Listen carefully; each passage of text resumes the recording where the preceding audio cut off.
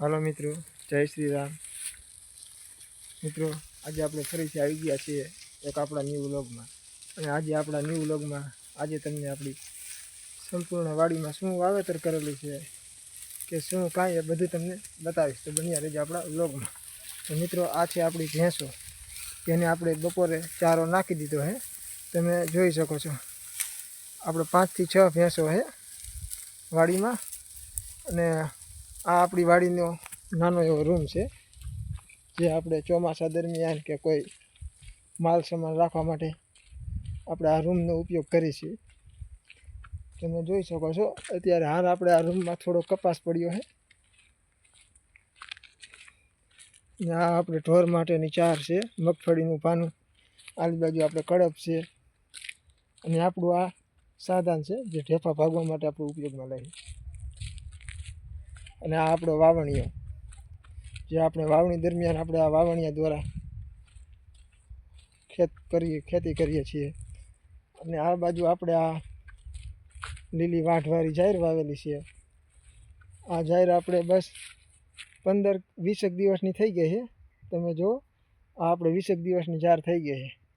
અને આપણે આપણી વાડીમાં આટલા વૃક્ષો વાવેલા છે, એમાં આંબલિયું, જાંબુડા, જામફળ બધું જ છે।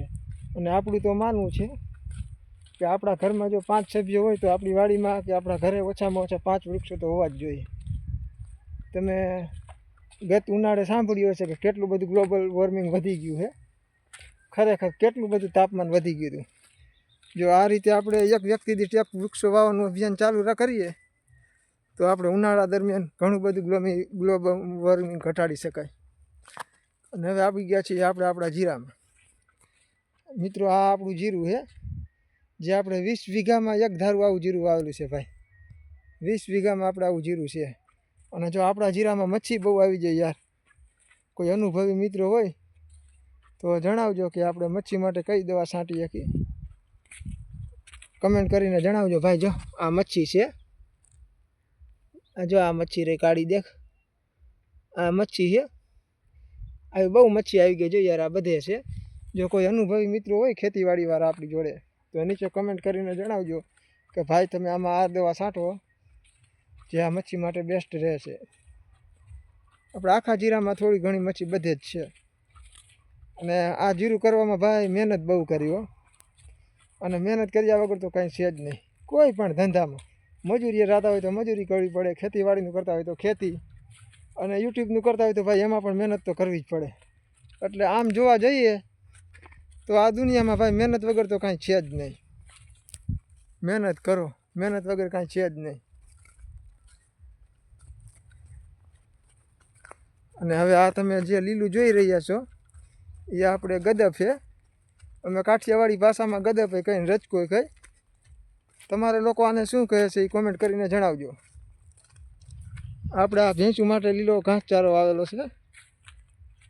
આમાં આપણે તમે જેટલા વાટ લ્યો એટલા લઈ શકો, પાણીને ખાતર નાખો એટલે વાટ આવે। જો આ ભાઈ આ બીજી વખત ઉગી ગયો, એક વાટ વાટીને આ બીજી વખત પણ વાટ તૈયાર થઈ ગયો છે।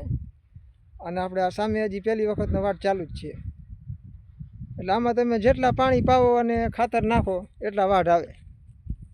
અને ઉનાળા દરમિયાન ખાસ કરીને આને વધારે પાણી જોઈએ, એટલે જેમ તમે વધારે પાણી પાવો એમાં તમારે વધારે વાટ આવવાની શક્યતા રહે।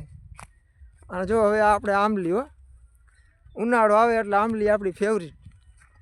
હવે એમાં કોલ આવી ગયો છે, હવે એમાં લાગી જશે મસ્ત મજાના કાતરા। અને આવા કાતરા ખાવા હોય તો ભાઈ મારે ગામડે આવવું પડે હો।